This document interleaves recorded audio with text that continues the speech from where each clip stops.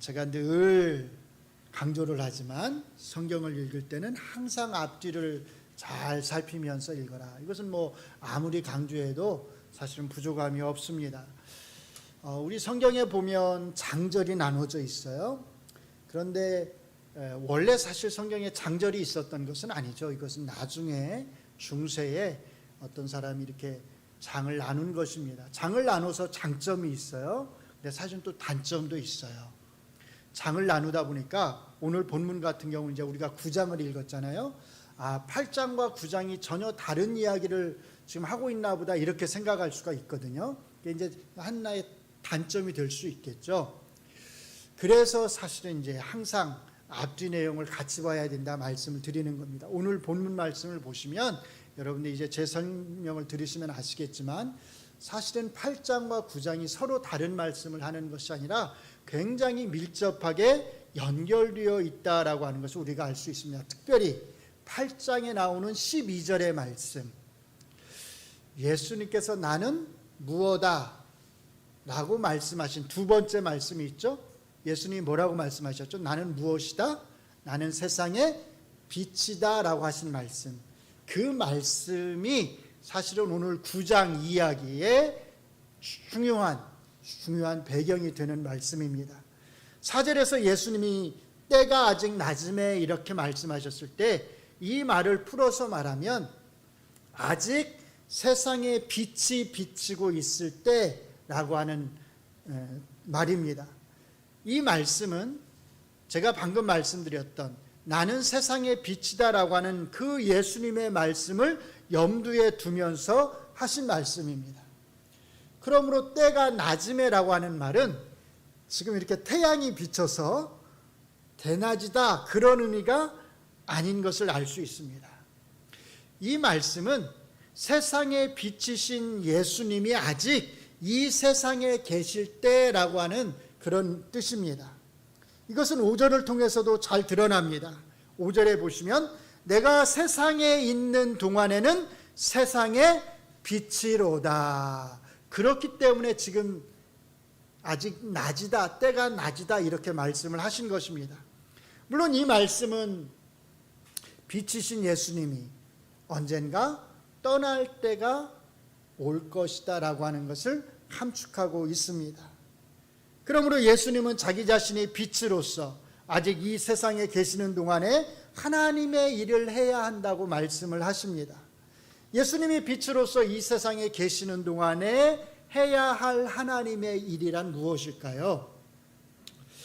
바로 이 질문이 오늘 저희가 읽은 본문의 핵심적인 메시지와 연관이 있습니다. 오늘 본문에 나오는 이야기, 어떤 이야기죠? 예수님이 태어날 때부터 맹인이었던 사람의 눈을 뜨게 해주는 이야기. 이 이야기는 단순히 육체적인 눈을 뜨게 해주는 하나의 이적 이야기가 절대로 아닙니다. 여러분들이 이 이야기를 읽고서 9장의 이야기를 읽고서 예수님이 태어날 때부터 맹인이었던 사람의 눈을 뜨게 해주는 놀라운 이적을 행하셨구나 라고만 생각을 하신다면, 물론 그거 중요합니다. 굉장히 중요한 이야기예요. 예수님의 중요한 능력을 보여주는 이야기인데 그것까지만 생각하신다면 사실은 정말로 요한복음 9장이 우리에게 전해주고자 하는 가장 중요한 핵심 포인트는 놓치고 만 것입니다. 이 이야기는 오히려 영적으로 눈이 먼 것과 영적으로 눈을 뜨는 것 요 사이의 대비를 강조합니다. 본문에 나오는 맹인은 육체적으로만 눈이 먼 것이 아닙니다. 그는 영적으로도 눈이 멀어 있었습니다. 그러나 예수님은 육체적 어둠과 영적인 어둠 속에서 살아가고 있는 이 맹인에게 찾아오셔서 그에게 빛이 되어 주셨습니다. 이것은 이 맹인이었던 사람이 회당에서 출교를 당했다는 말을 들었을 때, 우리말은 출교란 표현을 이제 쓰고 있진 않고 그 회당에서 쫓겨났다 이렇게 표현이 되잖아요. 이 쫓겨났다고 하는 말이 그냥 그 순간에 잠시 쫓겨났다는 말이 아니라 사실은 그 예루살렘 회당에서 완전히 출교를 당했다는 거예요. 출교를 당하면 다시는 어떻게 되죠? 회당에 출입을 못하게 되는 거죠. 예. 출교를 당했다라고 하는 뜻이거든요. 이 이야기를 예수님께서 들으셨을 때 예수님은 일부러 이 사람을 찾아가셔서 이렇게 말씀을 하십니다. 내가 인자를 믿느냐? 그러자 이 사람이 대답합니다. 주여, 그가 누구입니까? 내가 믿고자 합니다. 이 사람의 대답을 들으신 예수님이 다시 이렇게 말씀하십니다. 내가 그를 보았거니와 지금 너와 말하는 자가 그니라. 그러자 이 사람이 어떻게 반응하지요? 이 사람이 어떻게 반응하지요? 주여, 내가 믿나이다. 이렇게 고백하고 예수님 앞에서 절을 합니다. 절을 했다라고 하는 것은 예수님을 주로서 경배하고 예배했다는 것입니다. 이 사람은 육체적인 눈만을 뜬 것이 아닙니다. 영적인 눈까지도 뜬 것입니다. 예수님과 맹인이었던 사람과의 대화는 예수님이 8장 12절에 하셨던 말씀, 나는 세상의 빛이다라고 하는 그 말씀이 무슨 뜻인지를 지금 보여주고 있습니다. 세상의 빛이신 예수님으로 말미암아서 이 맹인은 육체적인 어둠에서 벗어났을 뿐만 아니라 영적인 어둠에서도 벗어났던 것입니다. 그의 삶을 드리우고 있던 모든 어두움이 빛이신 예수님으로 말미암아서 다 사라지게 된 것입니다. 이렇게 오늘 본문의 이야기는 나는 세상의 빛이다라고 하는 예수님의 말씀이 어떻게 실제적인 삶 속에서 한 맹인의 눈을 뜨는 이야기 속에서 실현되고 있는지를 우리에게 보여주고 있습니다. 본문에 나타나는 이런 핵심 메시지를 우리가 보다 더 잘 이해하기 위해서는 먼저 이 맹인 이야기에 나오는 두 가지 문학적인 요소들이 있는데요. 풍자와 아이러니를 잘 이해해야 합니다. 이 9장 이야기 내용이 너무 길어서 제가 전체적으로 다 설명을 해드릴 수는 없고요. 일단 바리새인들의 모습을 가장 잘 풍자하고 있는 24절부터 34절까지의 말씀만 제가 조금 설명을 드리도록 하겠습니다.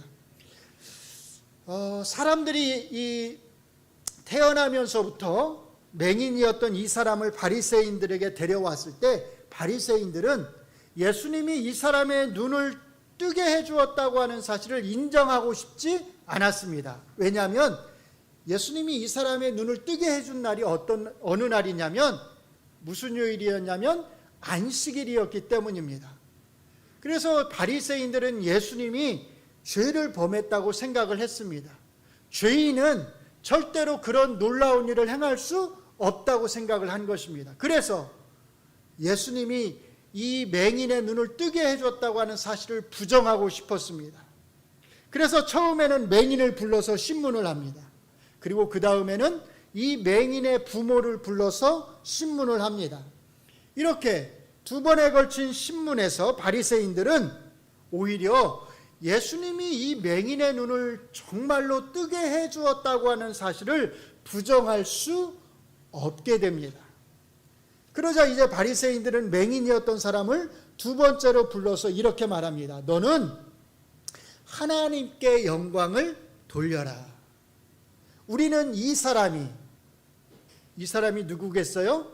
예수겠죠? 예수가 이자가 죄인인 줄 아노라. 우리말은 얌전하게 번역을 한 거예요. 이 사람이란 표현은 얌전한 표현이고 원래대로 좀 더 정확하게 표현하자면 이자가 이런 뜻입니다. 우리는 이자가 죄인이라고 생각한다는 겁니다. 그러자 맹인이었던 사람이 이렇게 대답합니다. 그가 죄인인지는 저는 잘 모르겠습니다.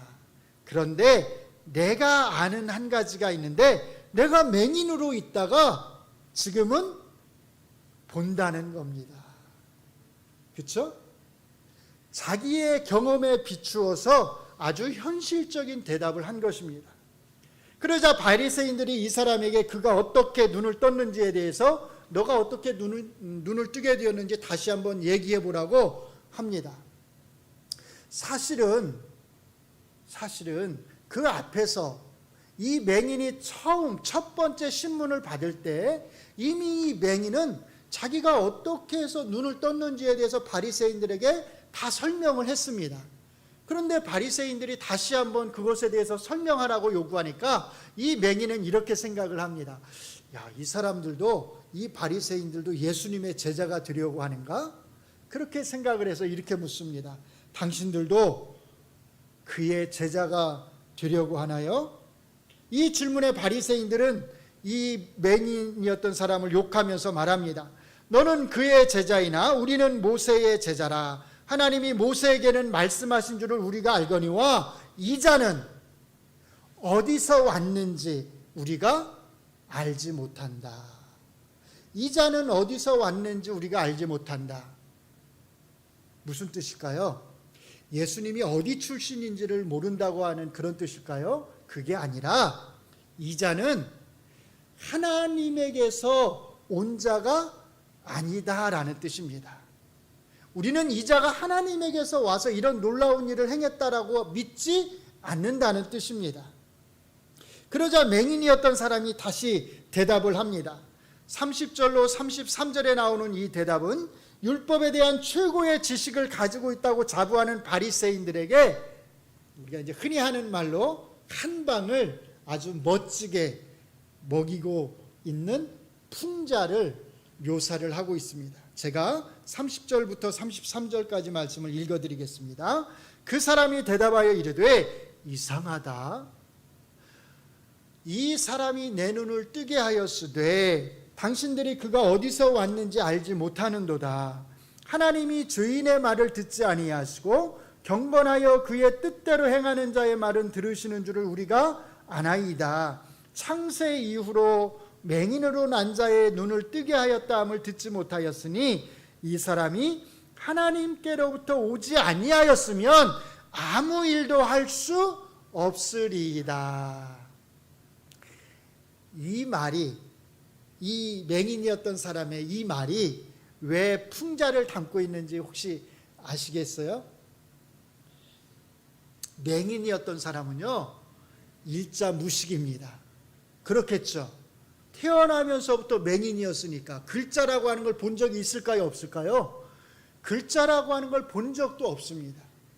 그러니까 당연히 이 사람은 글이라고 하는 것을 배워본 적이 전혀 없습니다.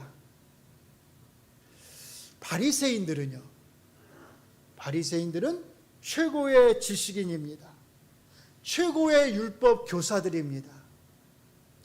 지혜로 따지면, 학식으로 따지면, 지식으로 따지면 맹인이었던 사람과 바리새인은 비교의 대상 자체가 안 됩니다. 글자 자체를 본 적이 없는 사람과 최고의 학문적인 지식을 가지고 있는 바리새인을 어떻게 비교할 수 있겠어요? 그런데 30절로 33절에서 맹인이었던 사람이 한 말을 잘 들어보면 오히려 맹인이었던 이 사람이 바리새인들보다 더 똑똑한 사람들처럼 그렇게 보입니다. 왜냐하면 맹인이었던 사람은 자기의 경험에 비추어서 바리새인들보다 훨씬 더 뛰어난 논리적 추론을 하고 있기 때문입니다.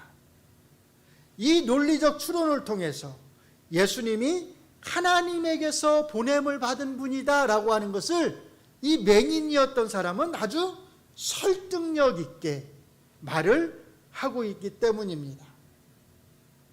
이 사람이 어떻게 추론해 나가는지를 한번 잘 주목해 보시기 바랍니다. 첫 번째 추론은 이렇습니다. 첫째로 예수가 나면서부터 맹인이었던 나를 고쳐주었다. 둘째로 하나님은 죄인의 말이 아니라 경건한 자의 말을 들으신다. 1번과 2번을 합치면 어떤 결론이 나오죠? 그러므로 나를 고쳐준 이 예수는 죄인이 아니라 누구다? 경건한 자다. 그런데 이 맹인의 추론은 여기서 그치지 않습니다. 여기서 한 걸음 더 나아갑니다. 두 번째는 이렇게 추론을 합니다. 이 예수는 죄인이 아니라 경건한 자다. 이 결론에다가 5번을 하나 더 첨가를 합니다. 그래서 창세 후로 나면서부터 맹인인 자의 눈을 뜨게 한 자가 지금까지 한 번도 없었다. 4번과 5번을 합쳐서 이 맹인은 6번의 결론을 추론해냅니다. 그러므로 이 예수는 누구에게서 왔다? 하나님에게서 왔다. 하늘로부터 왔다라고 하는 놀라운 설득력 있는 추론을 해낸 것입니다. 누가 더 똑똑하지요? 바리새인들이 똑똑하나요? 맹인이었던 사람이 똑똑하나요? 요한복음의 독자들은 어떻게 생각할까요?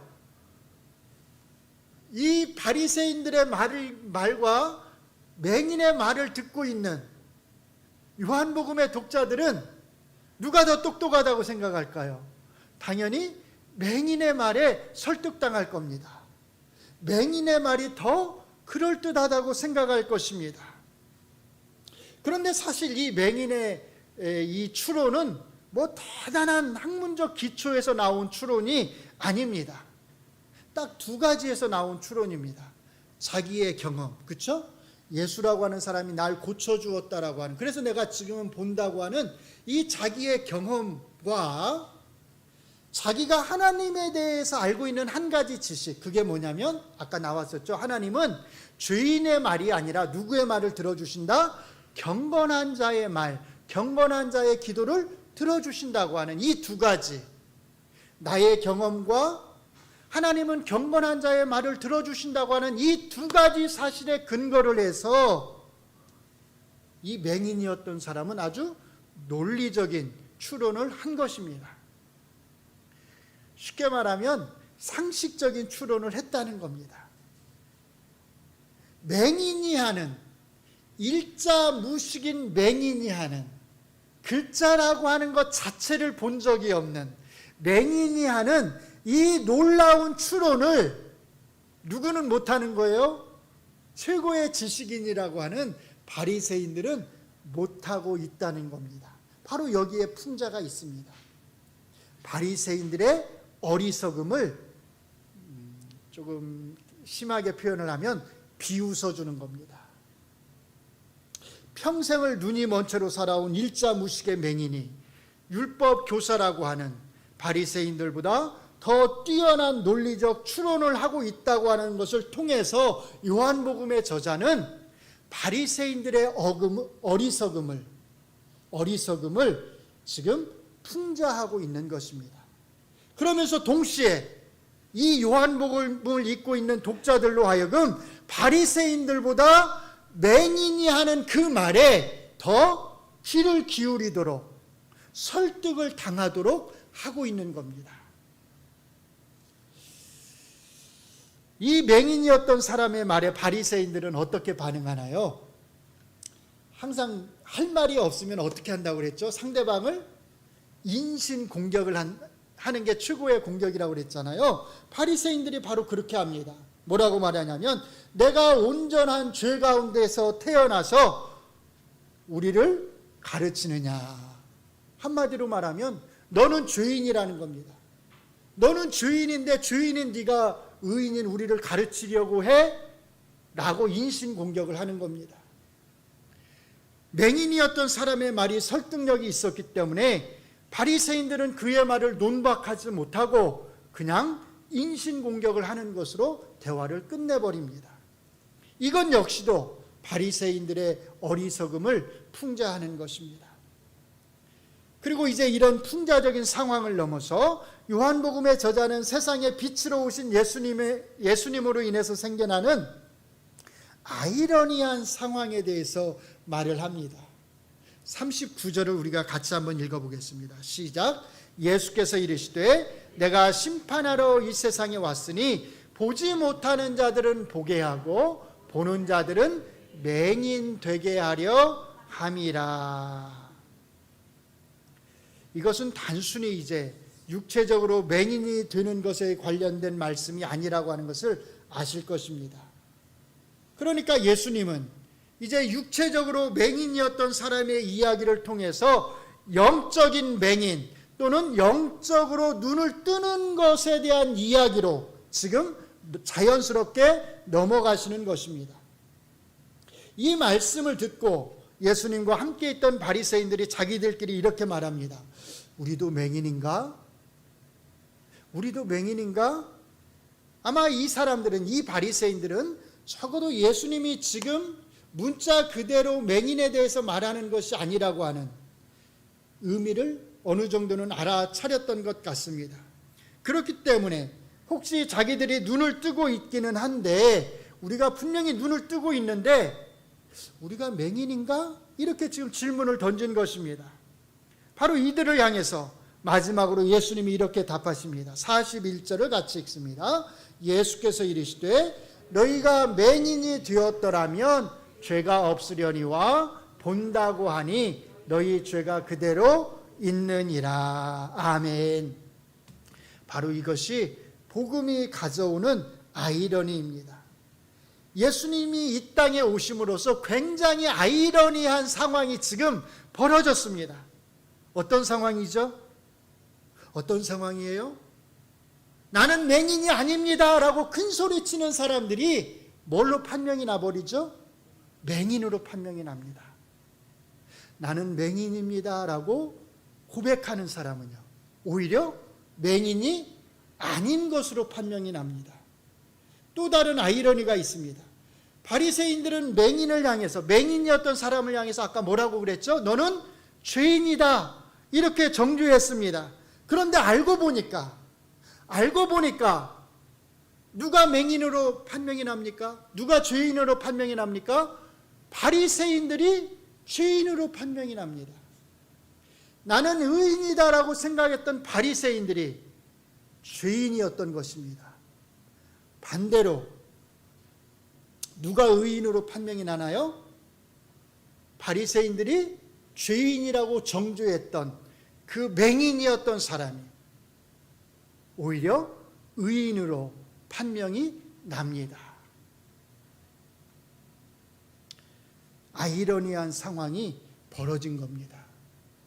어떻게 이런 아이러니한 상황이 발생하게 되었을까요? 빛으로 오신 예수님으로 말미암아서, 빛이신 예수님으로 말미암아서 겉으로 보이는 모습과 실제적인 모습이 서로 바뀌게 된 것입니다. 의인이 죄인이 되고 죄인이 의인이 된 것입니다. 맹인이 눈을 뜬 사람이 되고 눈을 뜨고 있는 사람들이 맹인으로 뒤바뀐 것입니다. 누구 때문에요? 빛이신 예수님 때문에. 바로 이것이 복음의 아이러니입니다. 태어나면서부터 맹인이었던 사람을 고쳐주신 이 이야기는 단순히 하나의 이적 이야기를 우리에게 말하는 것이 아니라 바로 이런 복음의 아이러니, 역설적 상황을 우리에게 보여주고 있습니다. 바로 이것이 오늘 말씀의 핵심 포인트입니다. 그래서 오늘 말씀은 우리에게 얼마나 큰 경종을 울리는 말씀인지 모릅니다. 특별히 저 같은 목사에게는 정말로 큰 울림이 되는 말씀입니다. 왜냐하면 저 같은 목사들은 어떻게 생각하기 쉽죠? 나만한 의인이 없다. 나는 누구보다도 하나님을 잘 섬긴다라고 생각하기가 쉽습니다. 나는 항상 눈을 뜨고 있다고, 나는 항상 밝은 가운데서 생활하고 있다고 생각하기가 쉽습니다. 그런데 사실상은 다른 누구보다도 영적인 어둠 속에서 살아갈 수도 있습니다. 이것을 잘 나타내는 책 제목이 하나 있습니다. 여러분들 잘 아시는 고 한경직 목사님을 기리면서 여러 목사님이 써낸 책이 한 권 있어요. 혹시 들어보셨는지 모르겠는데 아마 들어보신 분도 있으실 거예요. 그 책 제목이 뭐냐면 이렇습니다. 목사님들 예수 잘 믿으세요. 혹시 들어보셨나요? 책 제목이에요. 목사님들 예수 잘 믿으세요. 목사한테 예수를 잘 믿으래요.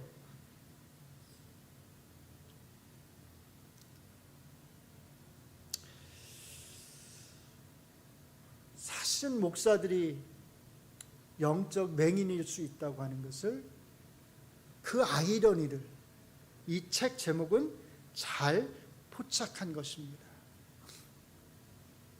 목사들뿐만이 아닙니다. 교회에서 그래도 나름대로 한신앙 한다고 생각하는 분들은 정말 자기 자신을 잘 돌보아야 합니다. 나는 눈을 뜨고 있다고 그 누구보다 자신 있게 생각하는 분들은 정말 자기 자신을 잘 돌아보아야 합니다. 사실은 눈이 멀어 있을 수 있기 때문입니다.